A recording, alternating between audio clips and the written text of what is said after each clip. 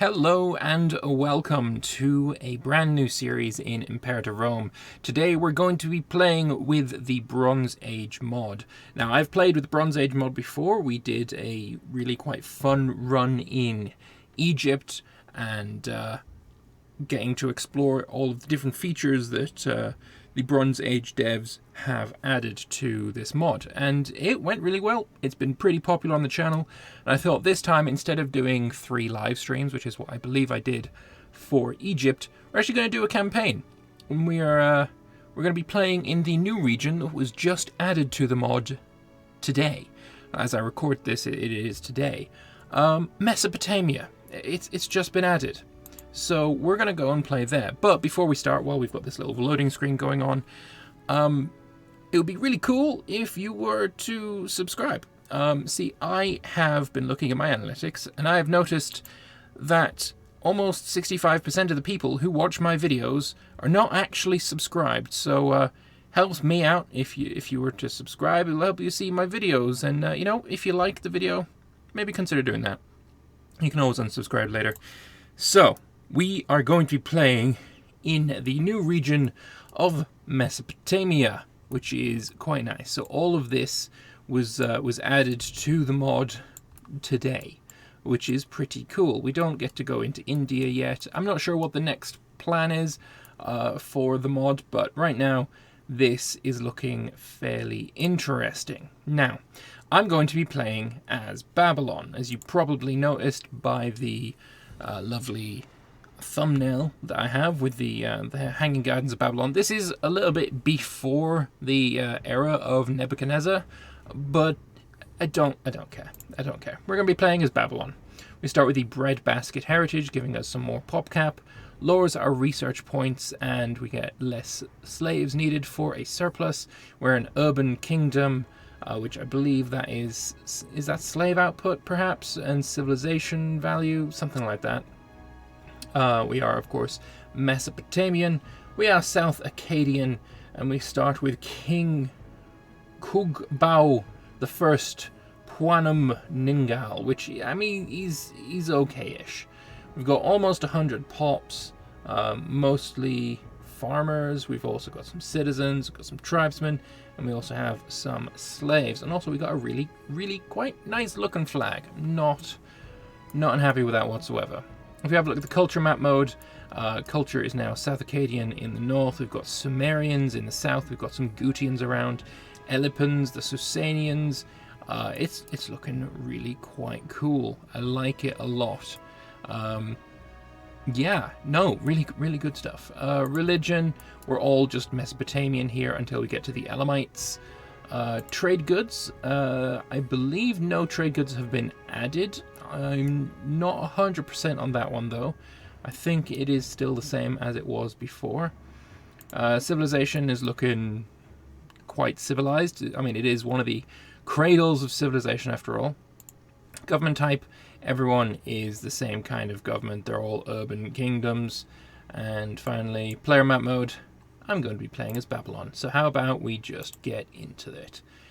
Right, so we start on the 1st of January 785, and already we have the Great Sumerian Revolt. A century ago, the world was struck by a devastating drought that caused all great empires to collapse, and the recovery is not yet complete. The weakened Akkadian Empire, founded by Sargon himself, was overthrown by the Gutians, who took the opportunity to leave their mountain fortresses to claim better lands. The Gutians have largely been ineffective rulers, mismanaging the vital irrigation systems, and are viewed with great hatred by the people of Sumer. Only Lagash, under the effective ruler Gudea, have kept their independence, but now the city-states of Sumer have finally come together to overthrow their hated overlords, with Uruk leading the charge. So, the entire known world is suffering through a several-decade-long drought, with more severe ones in Egypt, very nice, and war. So, the Gutian major power of Gutium has declared war upon the Sumerian local power of Uruk. We're obliged to help for whatever reason. So, we've not even unpaused the game, and already Gutium is a pretty big power, and they're at war with all of us. I don't think they're going to win this. if I'm being quite honest. So, having a look at the balance of power, we've got for Gutium, they've got some axemen, they've got some heavy chariots, they've got some skirmishers, they've got some spearmen. Altogether, they're looking at about 41 cohorts. On our side, we've got 77. They are all spearmen, but spearmen are, I mean, they're good against everything they've got, apart from the axemen. So, actually, damage versus spearmen is down by 10%, but the damage here, actually, they're just bad against each other. Fair enough. Yeah, they've got nothing really that is super effective against spearmen. Spearmen are just straight up good. Yeah, we've got more. The question is, will they be able to fully occupy somebody and force them out before all of the city-states in Mesopotamia join up against Gutium? That is the question that they need to ask. So, military ideas. I believe these are the same as vanilla, but we do start with 3 more than usual. So for a military idea, I think I'm going to go with some morale of armies. Just makes sense. For our civic ideas, I'm thinking some slave output might be good. Yeah, let's go with slave output. And for our religious idea, pop conversion speed is nice, but we're starting in a region where everyone's the same culture and religion, so it doesn't matter so much. I'm thinking probably we're going to go with some omen power. That seems quite nice. So we got that sorted. For our omens, we have a few Pantheon Deities. We've got Ea, we've got Marduk, Ninurta, and Nabu. Pretty decent passive effects. I quite like those. Apart from, the Mesopotamian deity of war is not so good. Maybe switching out for something like Nurgle or Tishpak. Both of those are pretty damn good. I think Nurgle is the one that I'm mostly looking at here. Army maintenance cost as the passive is really good. Morale of armies plus 10% for the Omen effect. That's like an auto pick, honestly. That's really bloody good. So we're probably going to go with that. But not right now, because I can't afford to lose the stability. For our pick as an omen, I think right now I'm gonna go with Nabu for the citizen happiness. Although maybe I already have 100% happiness in my area, so probably not that. Maybe we'll go with Ninurta for the extra bit of food. That'd be quite nice. Sure, sounds good. We can start off with some inventions, and there is a new little trick that that the mod has added, which I really, really like. So, we've got our available inventions. Some of these you'll recognize. The Boeotian helmet has been renamed to Bronze Helmet, which is a pretty good idea. We're probably going to take that. But, if you look at these advancements, these are the interesting ones. So, we get a civilization technology point if we get all 3 of these level 3 inventions. We'll get actually 2 points. Or it might be all technologies have progressed 1 level, so maybe we need to take all of these. Yeah, that seems more likely.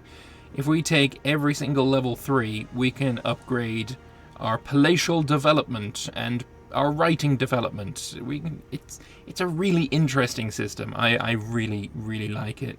And these things are giving you like diplomatic reputation, global citizen output, city building slots, morale of armies, we've got capital import routes, citizen happiness, civilization level, and population capacity, and that just gets better and better. Actually, you know what? That's just what we've got right now. If we go for the next level, we'll get some global monthly food modifier, there we go, and then we'll get early political influence and national tax income. That seems likely. This one unlocks new governments, unlocks 3 new ideas of each type. Oh, that's how you get the rest of them. Okay, that's interesting. Loyalty of characters, I do like that. Each level provides the following stacking benefit: extra citizen happiness. So you get like 20% extra, which is pretty damn good. This one unlocks provincial loyalty and more laws. Got trade development. Each level gives you +2 import routes. That's really, really good. And then, 20% extra morale of armies if you get all the way to the highest level of military structure.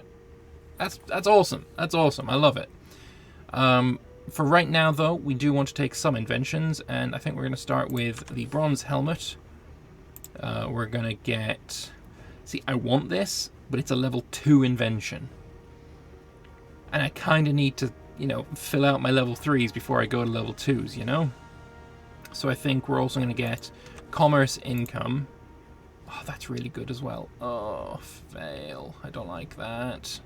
Don't like that I'm having to choose between good things and stuff that's going to give me these civilization advancement points.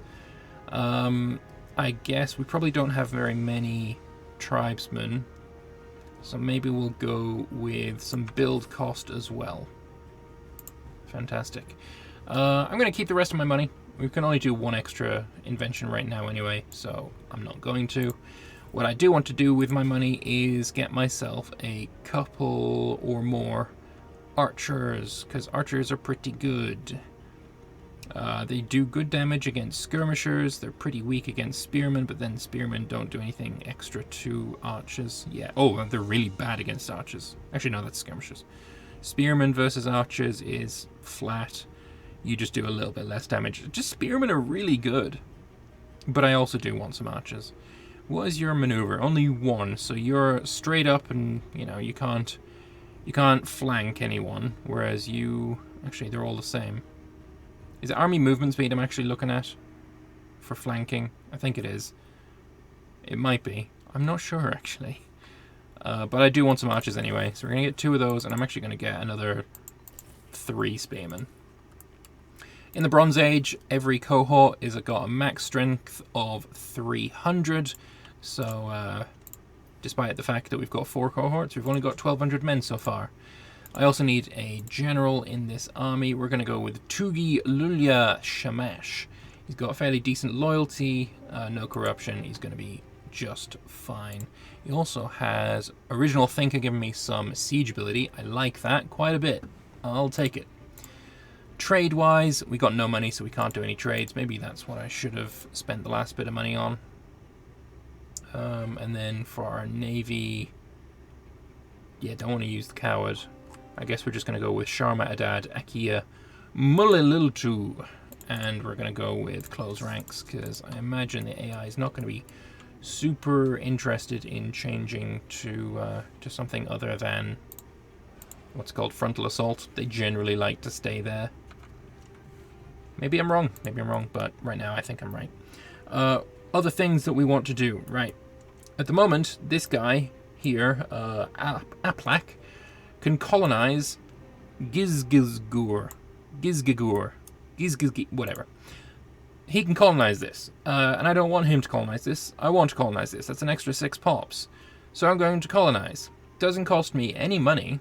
What it does cost me is some manpower, 900 of manpower, which is actually a hefty amount considering how much we gain, and some political influence.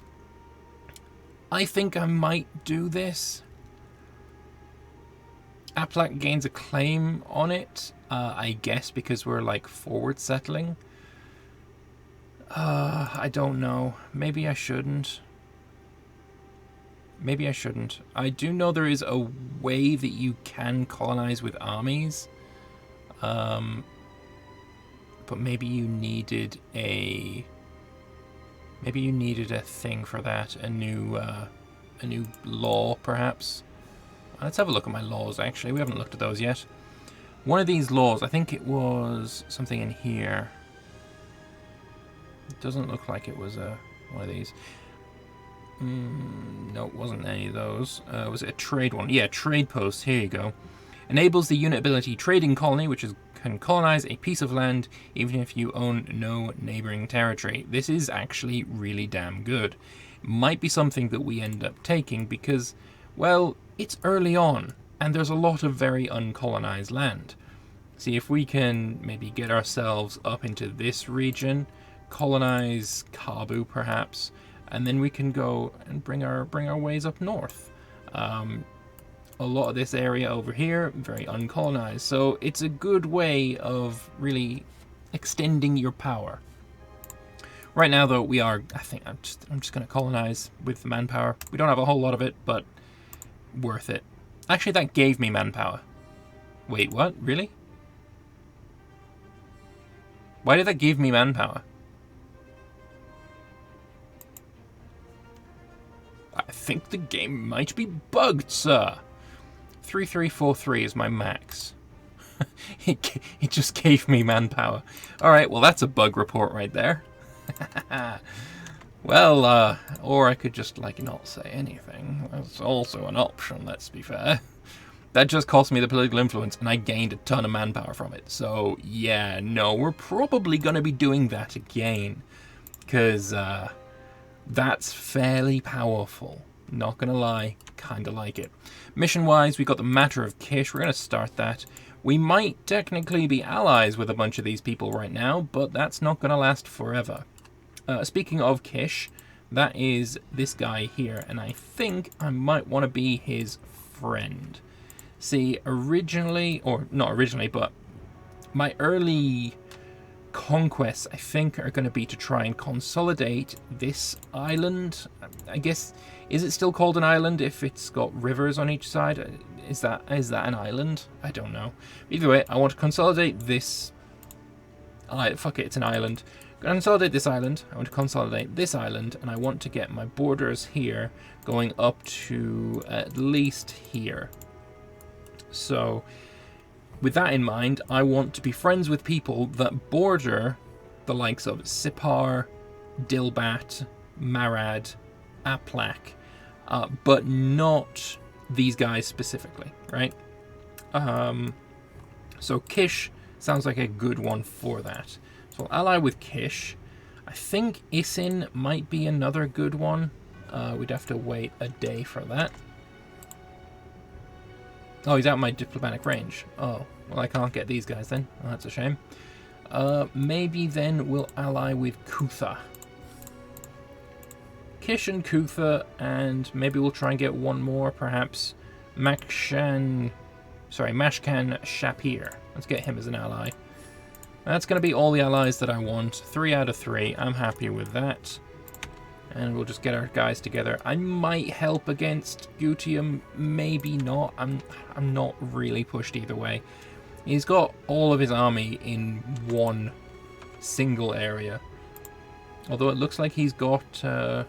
we've diversified a little bit.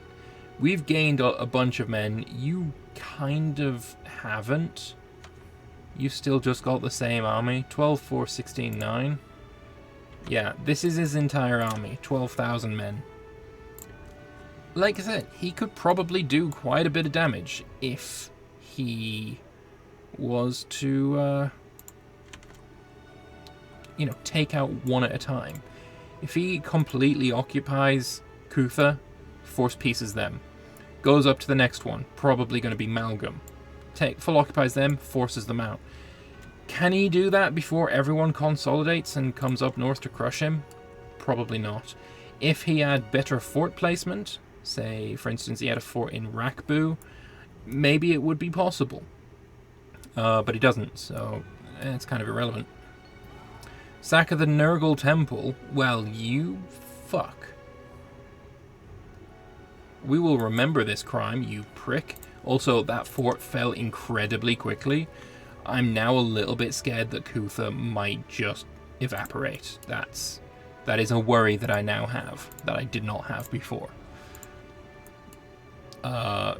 Good stuff. It's going well. So he's got 10,000 men. He's force marching them north. Probably, like, he could beat all of these armies if this army just stayed together and he just crushed one after the other. This seems like a fairly weak attack that's literally gone nowhere. Good job. I support you in this action. And he's also attacking Sipar, which we do want to go after. Right now we've got no claims on anyone, but that's because Consult the Court hasn't finished. That's why we're doing it now, so we can get the claims and we can immediately jump on someone afterwards. The Matter of Kish. I would like to be a little bit warlike, but I do not want to fuck over the loyalty of somebody who is already quite disloyal, my general. So we're going to long for friendship and cooperation. I love how it's the... Wait, no, you are the general, and you have 65 loyalty. So being friendly fucks you up. You are Master of the God, and you're Pretender, and you've got pretty low loyalty. And if I was to piss you off, you would be very disloyal, but at the same time, you're not important. So fuck you. And then we're going to find... Actually, who are you? You're my High Priest. You can have some free hands. And you are Master of the God. You can have some free hands. You are a High Priest. You're still pissed off at me. I mean, that's just Pretender things, really, isn't it? I'm not going to help you out. I don't think we need to do that. I think I'm just going to sit back. I'm going to get a few more men. I actually have no money, so maybe I'm not going to do that. I want to save up my money so I can get some imports. That would probably help us out quite a bit. This fort has still fallen. There's nothing new there. Like I said, this is what he needs to do. Take his big army and take on fights that are just so ridiculously easy that he doesn't even have to try. This is what he needs to do to win his war. Meanwhile, his entire interior is very weakly defended and he can just lose. Which I guess is another option. Oh, he's actually got some friends now. Nicum and Halman have joined him. Those would be this guy and this guy. Hey, well, I mean, he might be able to do something there. Taking equal fights doesn't seem like it's going to help him too much. That seems like a pretty big loss. We will, of course, need to defend ourselves if he... I wasn't expecting him to come this far south. I'll be honest there. That's a little bit worrying. That is a smudge worrying.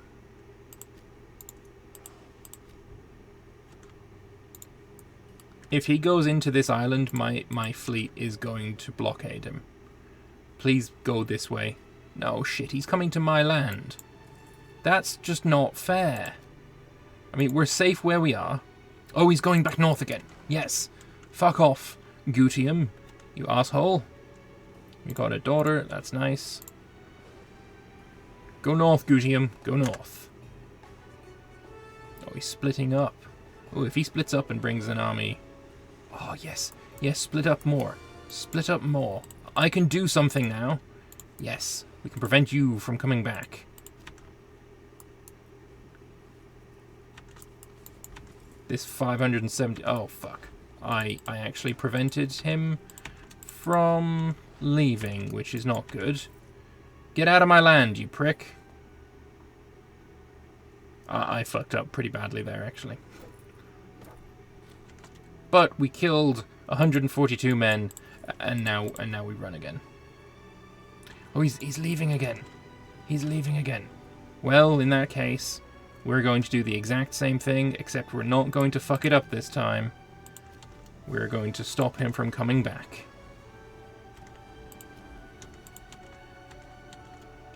No retreat for you, bitch. Right, I'm going to be able to kill this one. You can't escape.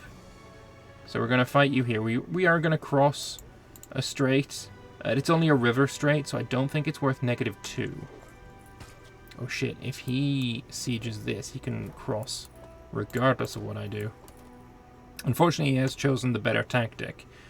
But Axemen, they're basically the heavy infantry of this mod, which is lovely.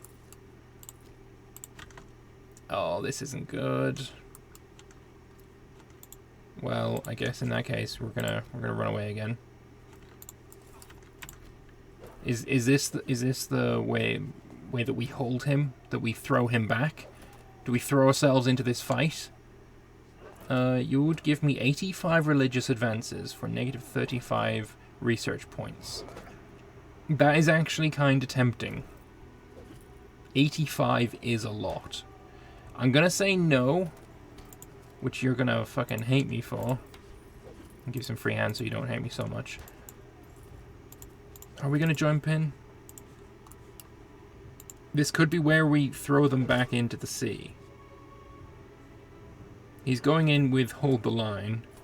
I need to make sure that I don't go in with hold the line. I need to go in with envelopment or deception.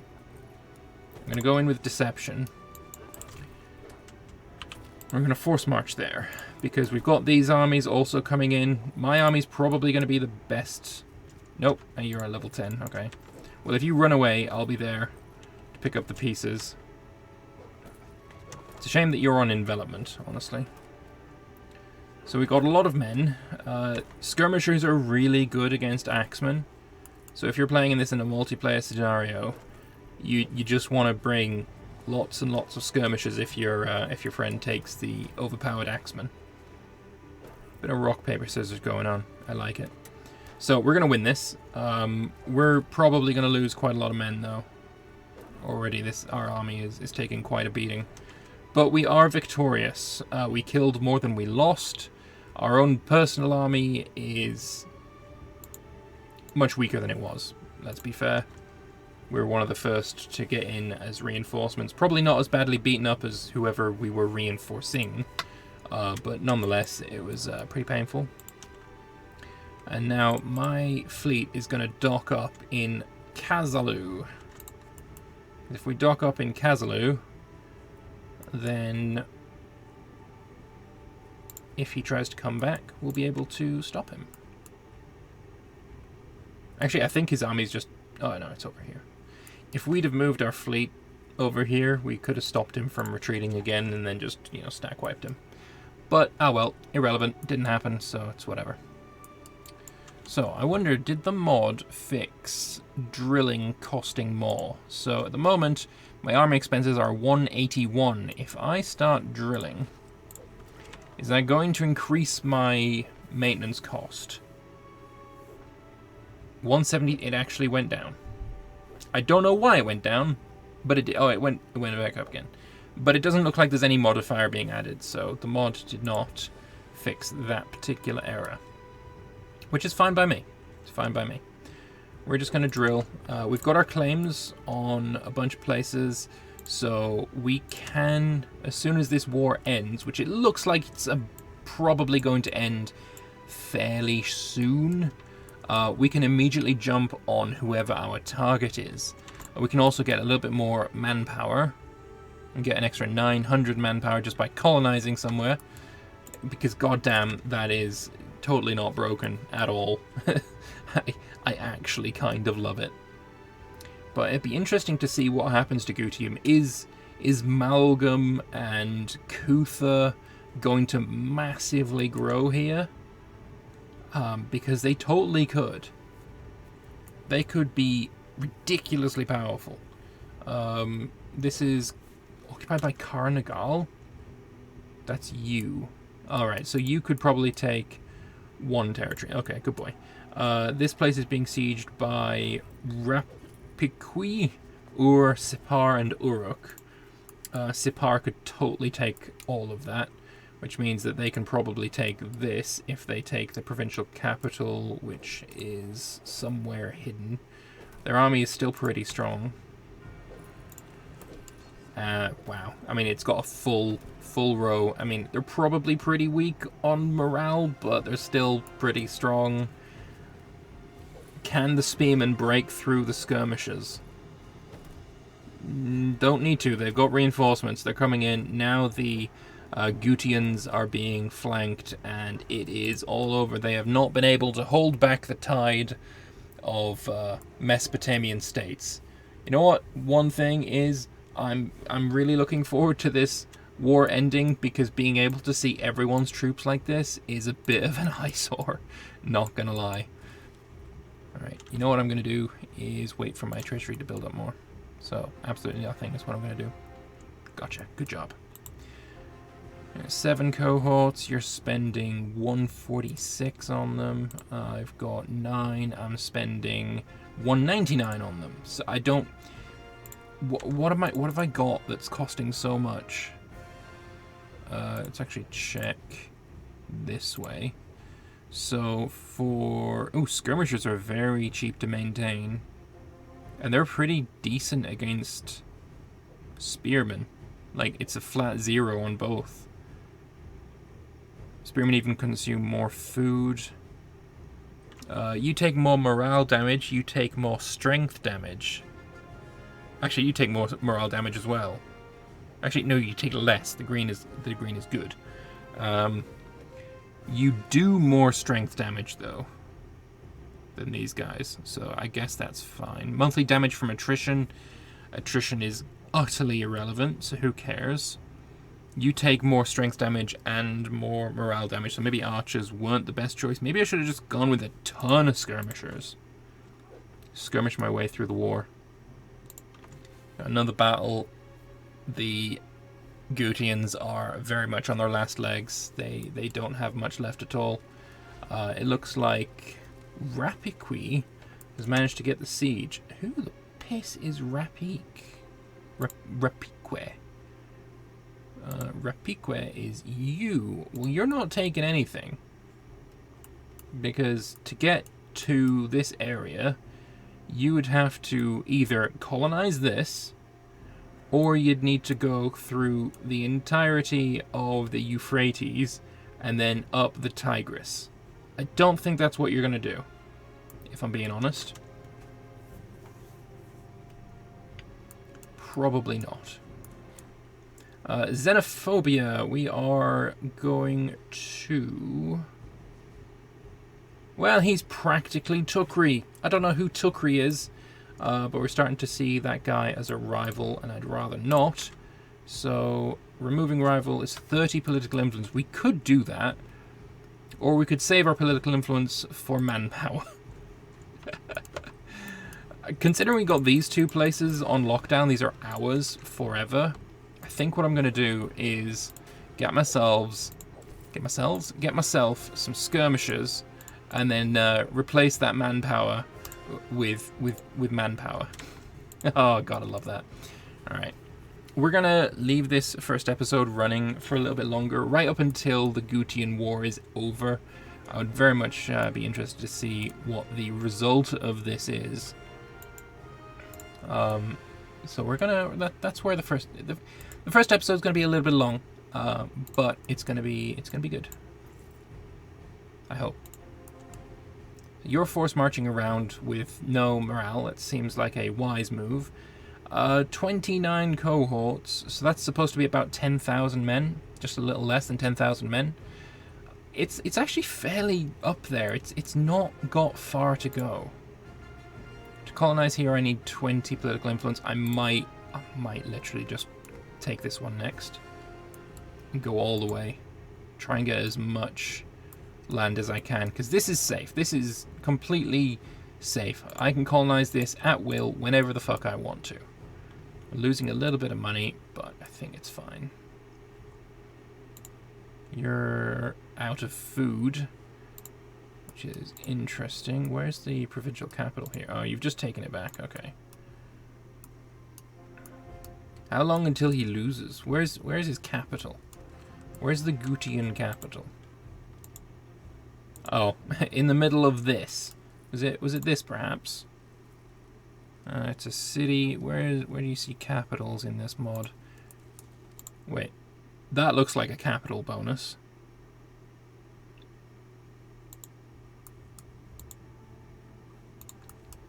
So I think it must be... It's somewhere in here. Oh, there it is. The capital is currently unoccupied. So maybe as soon as their capital falls, they might be wanting peace. I would imagine that might be the case. And if I wanted to bring my navy all the way down there, look how far I'd need to go. There's absolutely no chance whatsoever. I think the goal of this campaign is going to be to own like the entirety of Mesopotamia. We're going to need 2 fleets. We definitely need a Tigris fleet and a Euphrates fleet, at the very least. In base Imperator, these 2 rivers have converged, and there's actually only one major exit to the river system. And, yeah, it's not the case here. It's not the case here at all. Our capital is now under siege. It is being blockaded as well. What's your fleet looking like? 0. Okay, so good luck getting rid of 2 ships with no ships. I'm going to pop it up to speed 5 while we wait for this siege to complete. And yeah, he's got most of his manpower back. How much? He's still got 7,000 manpower. It's way more than we've got. He's doing pretty well on that front. Although I think now that... Oh! Gutium has been shattered. Gutium has indeed been shattered. Okay. After putting Akkad to the torch a few generations ago, the Gutians have been toppled by the resurgent Sumerian and Akkadian city-states, and the city's rulers now vie for the opportunity to recreate the splendor of Sargon and Naram Sin. Perhaps this means the power of Sumer and Akkad will once more extend to Amaru, Elam, and beyond. So all of Gutium has been split up now between the new Akkadian city-states and the migrating Gutian tribes. Interesting. Okay, so we didn't actually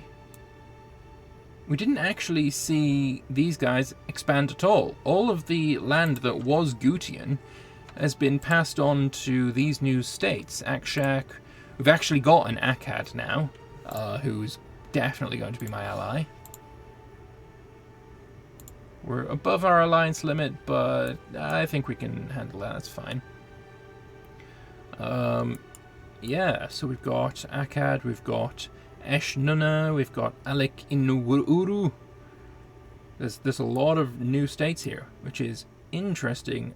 This region is super cool looking. I like it a lot. My fleet needs to come back into my own territory after it is finished retreating. There we go, get back into my own port. We're going to get ourselves... Oh, I'd like to get another infantry. Or just spend some money. Spend some manpower, sorry. It doesn't actually spend nearly enough manpower, so maybe I'll just stop that. Oh, I can't even click it now. Fine, fuck you. Skirmishers, there we go. Yeah, no, I'm going to leave that for now then.